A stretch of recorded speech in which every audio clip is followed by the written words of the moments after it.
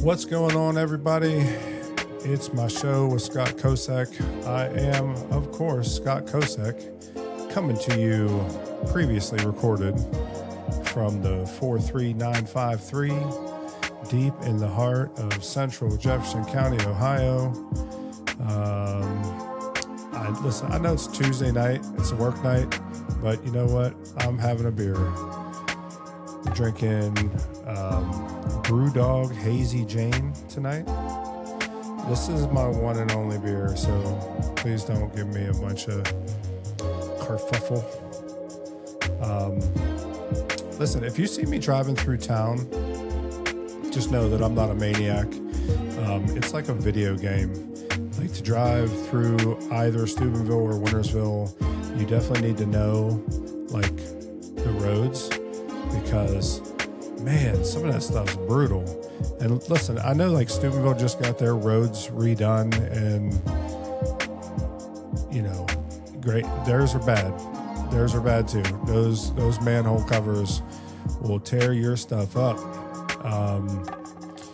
Can't wait to get ours repaved. I know that's coming this year.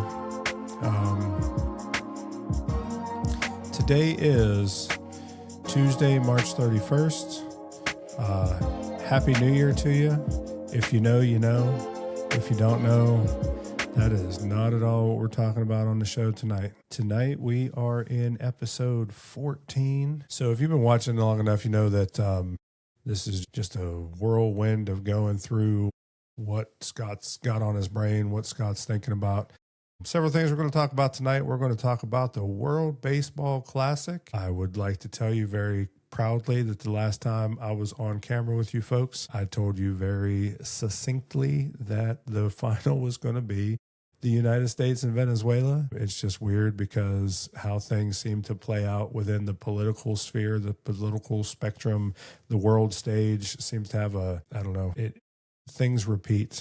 If you really pay attention and watch things going on, you will find that they tell you in plain sight about things that they're doing, things that they're involved with, or whatever. Anyway, certainly got my tinfoil hat on straight tonight. We are also going to be talking about this book here, The Jungle by Upton Sinclair.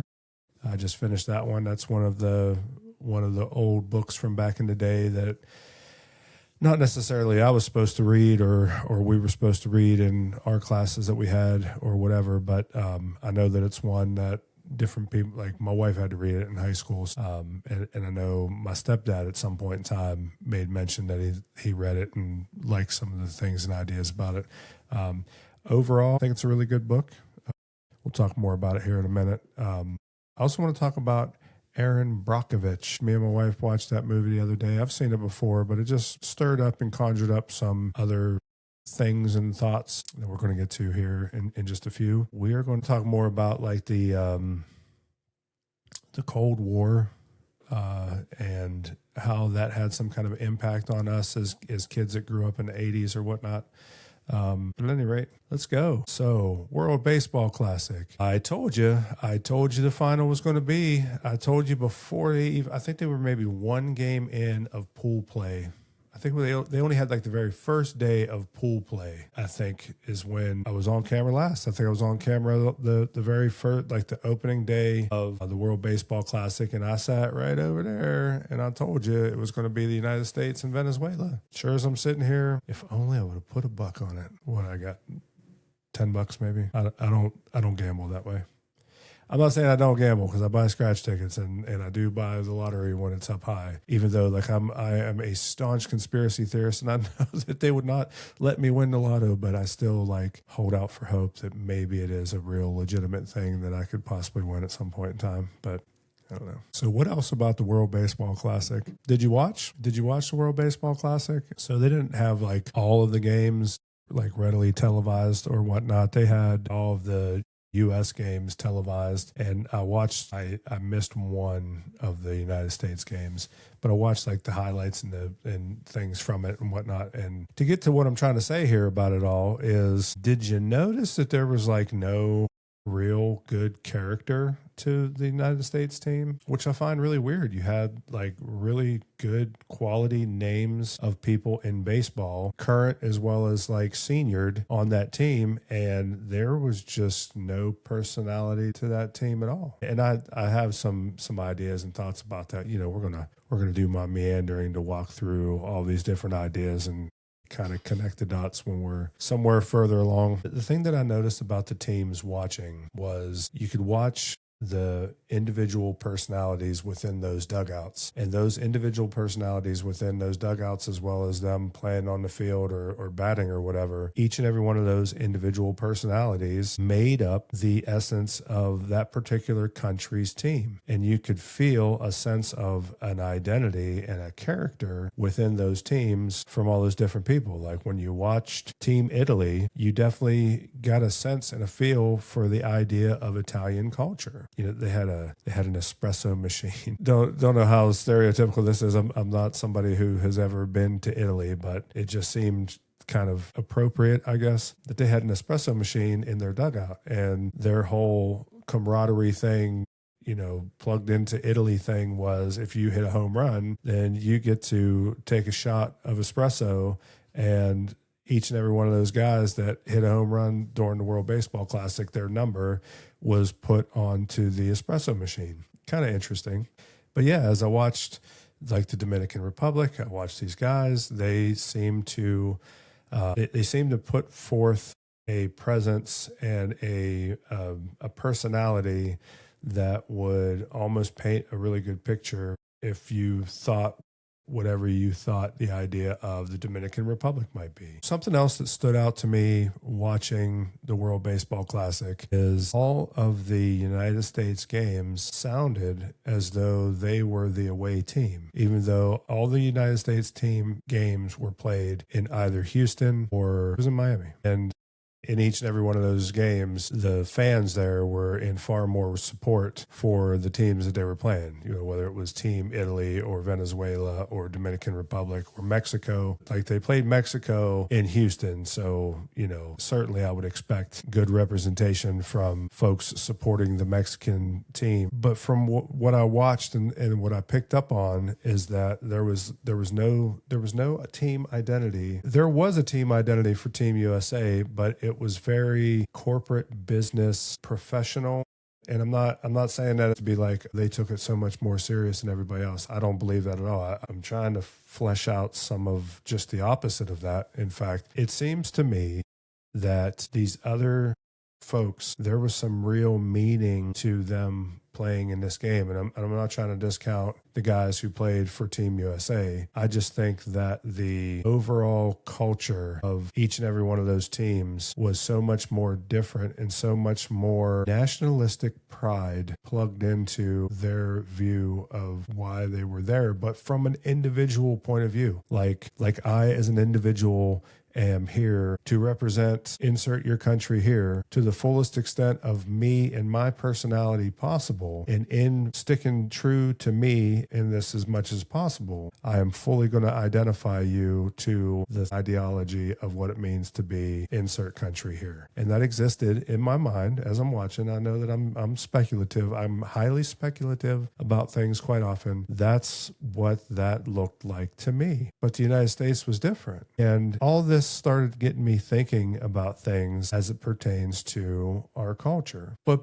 put that on the back burner for just a second. So like I said, me and my wife, we last week sometime watched Erin Brockovich. If you've never seen the movie, it's based off of a true story. She became a paralegal and she came across information about how a town in California's water supply was completely ruined by dumping of water into the local water table from a company that was processing, I think, natural gas to produce electricity, something along those lines. So it was some type of a compressor station apparatus thing that was then dumping used water into unlined ponds, and these unlined ponds then deposited that water into the water table for the local people. This dumping of this water happened in like the 50s to the early 60s. Erin Brockovich, she first started looking into this in 1993. spoiler alert, they win a bunch of money and punish these people, and there's like different rules and laws put on the books. But these people like literally poisoned water supply for different other people. Is financial gain 40 years later, is that enough? Don't get me wrong, like I'm glad that we have a legal system that you're able to go through and get that kind of thing. Why is the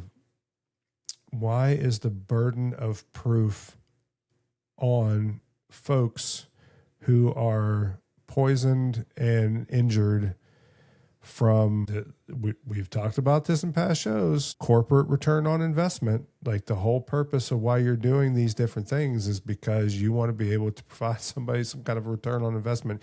You want your business to be profitable to the point where there's people that are willing to give you money to make the business grow and do bigger and better things. So yeah, so you have Erin Brockovich bring this to these guys. They lose in court. They settle for they get sued and have to pay out like $300 some odd million.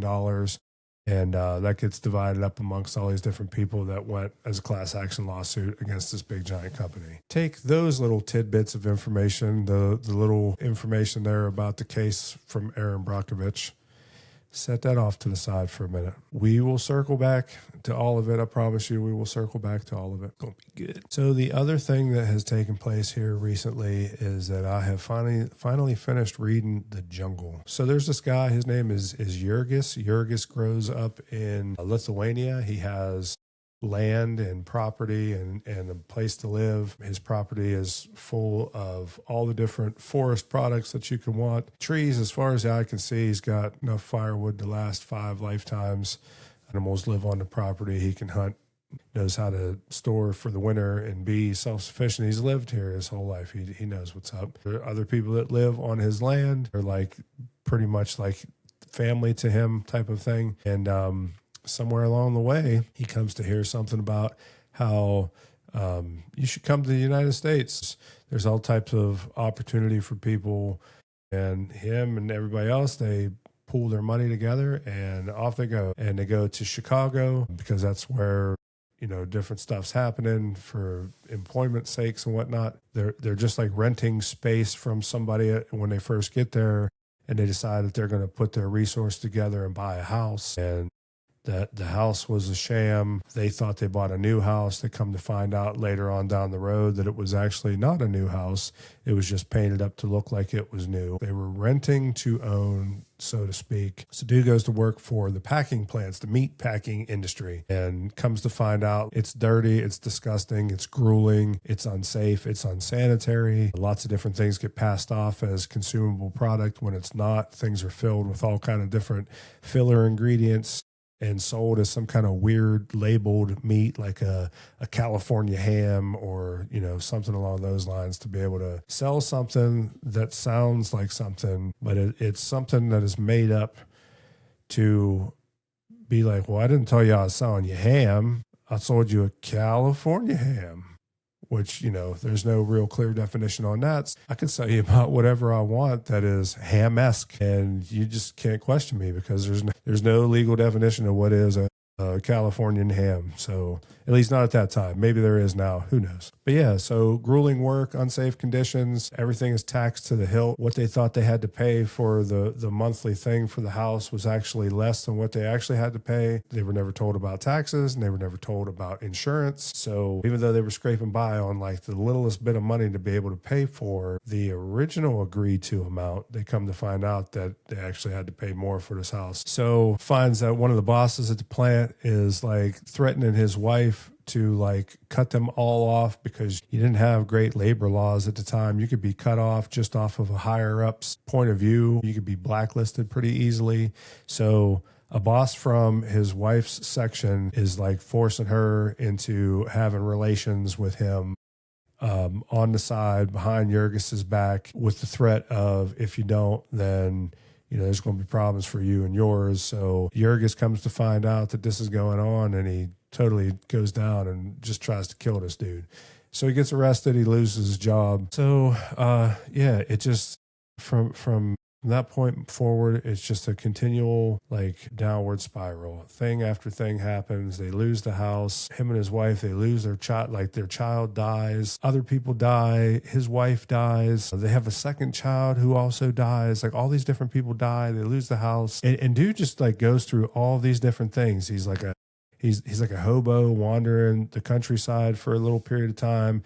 He's like a leg breaker for like not really, just sorry, Steubenville mindset kind of sets in sometimes when I'm talking about things. So he's somebody that is working for a politician to be like, you know, pulling strings and making things happen. And this dude, listen, I know that it's like just the point of the story. I know that this isn't a real life story. I know Jurgis is not a real life guy, but there's different things going on at that time that the author was privy to about how things were, how the working conditions were in these different places. So like a lot of the different things that might befall the average person, he's just then putting this into the story of Jurgis. And so Jurgis is through it, man. Like tragedy after tragedy after tragedy. He's like a Lithuanian Job.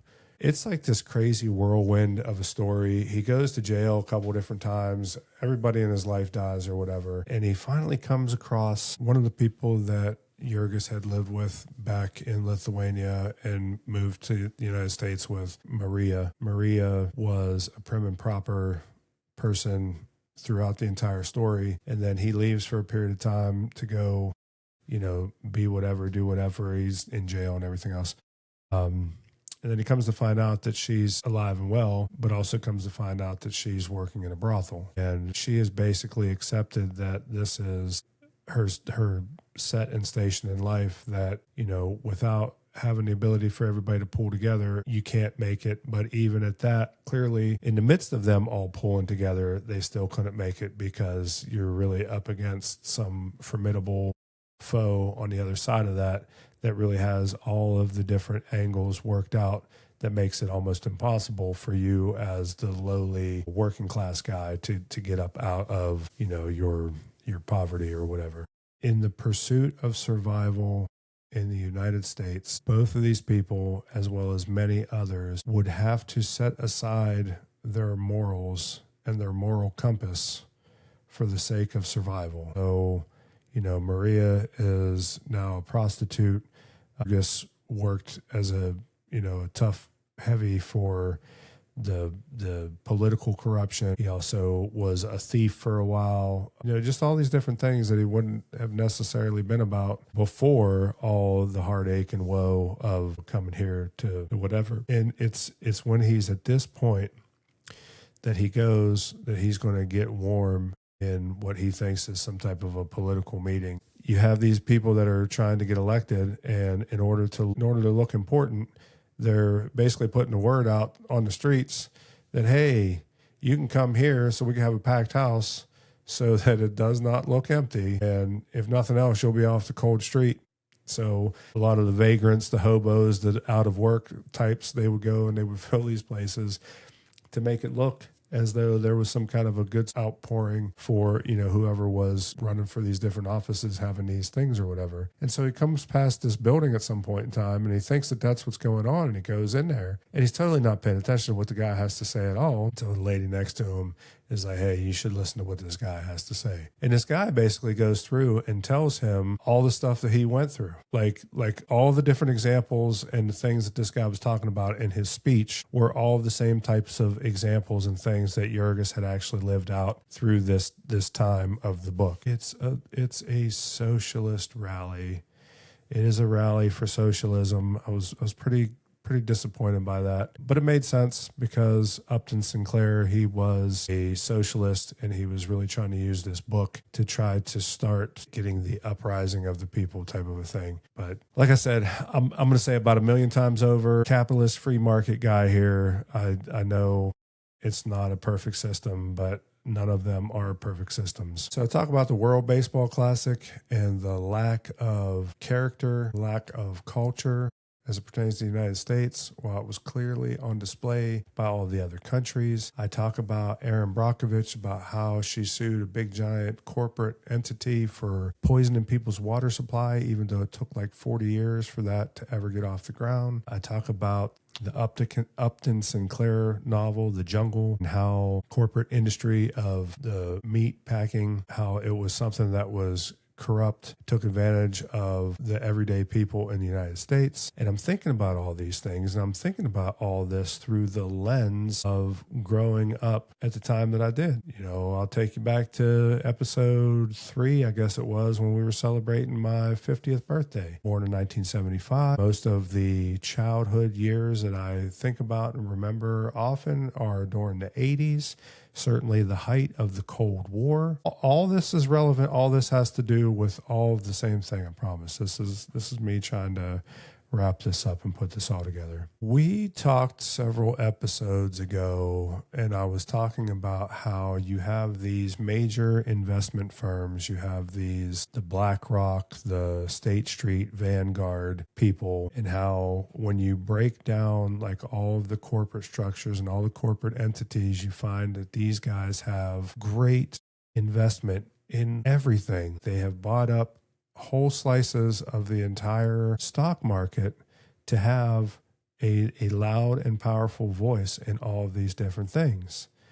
And I know we've talked another episode when we were talking about how the store Joann Fabric went away and how that was a company coming in, a private equity firm coming in, buying the company with debt that had accrued on the name of that company, and then just basically would ride that wave to siphon off as much money out of that thing as you can, to know that on the other end of it, you're just going to walk away from and bankrupt a business that existed for like a long period of time.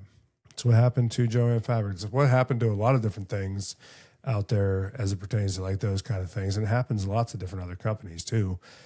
The aspect of Erin Brockovich suing these companies, we get to the other side of a lawsuit like that, and we as the people, we jump up and down and we say, hooray, that's great. We're so happy that there was something been done, and I'm glad that these people have representation and that these big fat cats that don't care about people got took to task, right? And that is true.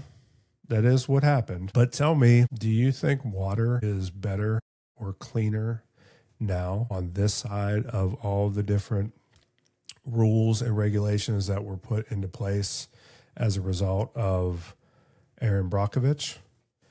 So when we sit there and accept a victory for something like that, you can bet your bottom dollar that the companies on the other side of that go through it with a fine-tooth comb to pour over all of the stuff that went down, all of the background stuff, all of the things that led to them being sued for and awarded against judgments against for $330 million. And they figure out how to make things be on the other side of that so that that doesn't happen again. But not under the idea that you and I are going to get cleaner drinking water. That's not what happens. You have people that are in these different you have people that are in these different industries, and these are the ones who then leave their corporate position to go then be involved in a government organization, or in some instances, some kind of a non-government organization that works on behalf of the government, where they are then coming up with definitions,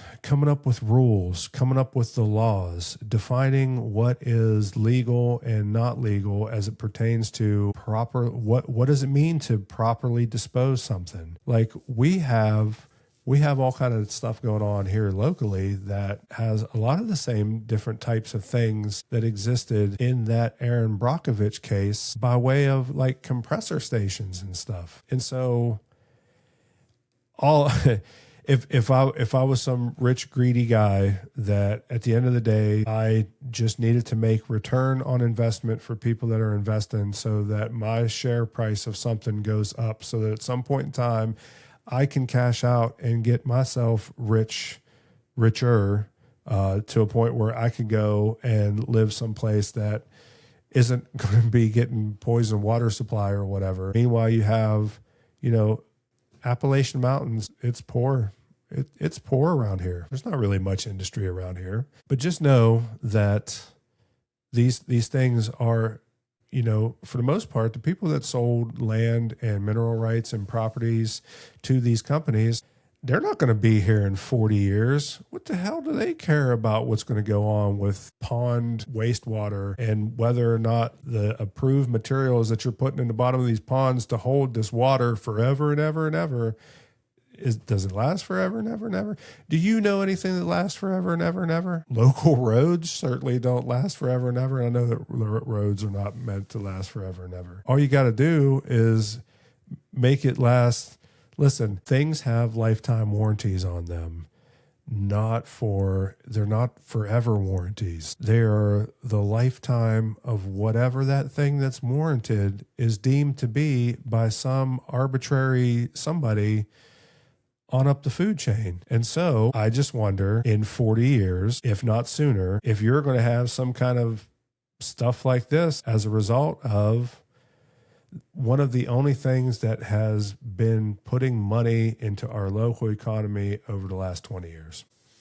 So look, all I'm saying is on the other side of an Erin Brockovich type of a case, while we as the regular people, we celebrate that victory, the people involved with that on her side of things celebrated that victory. A lot of people ended up getting paid, which they should have, for damages and lifelong health effects. But on this side of that, you have corporate identities that do everything in their power to make sure that things are labeled, defined, and written in such a way that they can pretty much still do exactly what they did once upon a time, only now it's not illegal. Now it's not a problem. Now there's far more ambiguous speech within the formal documentation of things to make it not be so cut and dry to say, you poison these people, you poison their water supply. And how that fits into all the rest of it is that this is what's happening with everything. So the point is that they write the rules. They write the rules of how we're all supposed to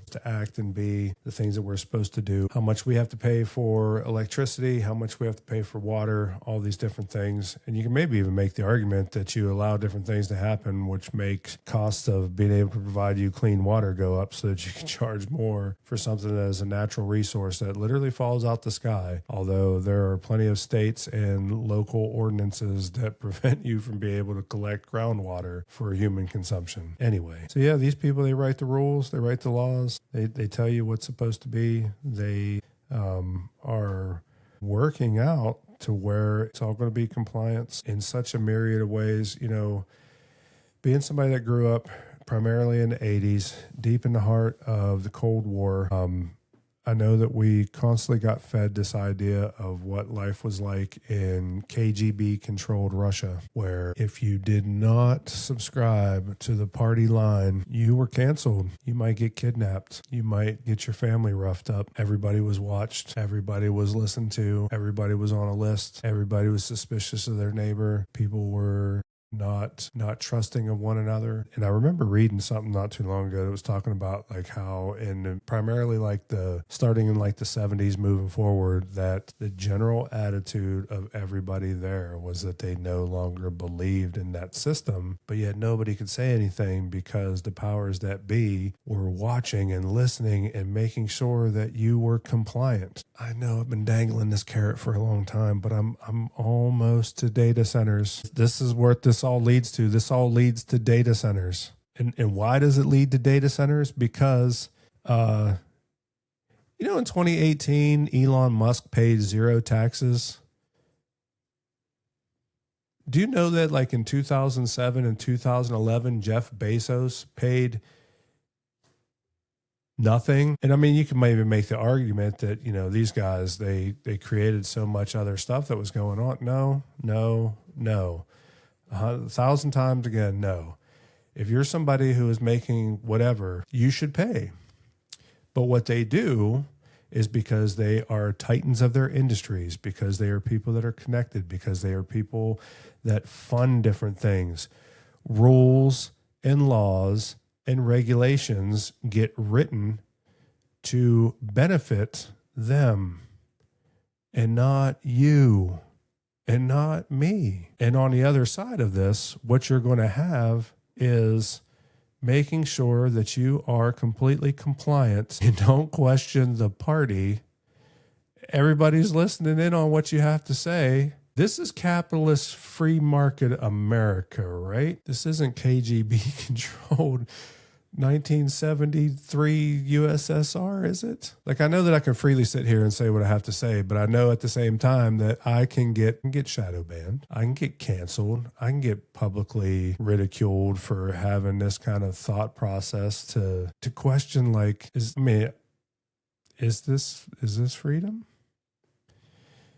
Is this freedom? I'm being serious. I'm asking the question, like, is this free market? If you have these couple of different investment companies that have all of the power and all of the control of all these different corporations, and then all of these corporations, they have all the power and have all the control over how to write the definitions and write the rules and write the laws and write the regulations as it pertains to their particular industries. Where is free market capitalism in that? The idea, like when I think about the idea of how that was for them over there, then, like, they got crap product because the government was in control of everything that the companies and the businesses were doing. And on this end of things, I feel like we're doing the exact same thing, only we have the words backwards, to where you now have corporate entities are controlling and ruling the government. So it's still like a government corporation marriage, just what, one's the husband and the other's the wife, depending on which one you're in. And at the end of the day, I still can't get my food the way that I order it when I go to Wendy's, and it's even like a worse attitude from those people when I walk in there than it was before. Like, just a simple 10 years ago. Cars are worse. The things that I've heard from different people that work at the dealerships about what kind of faults and flaws there were in different things, as well as how many of my own personal customers have had to do different things to turn things in on lemon law and whatnot.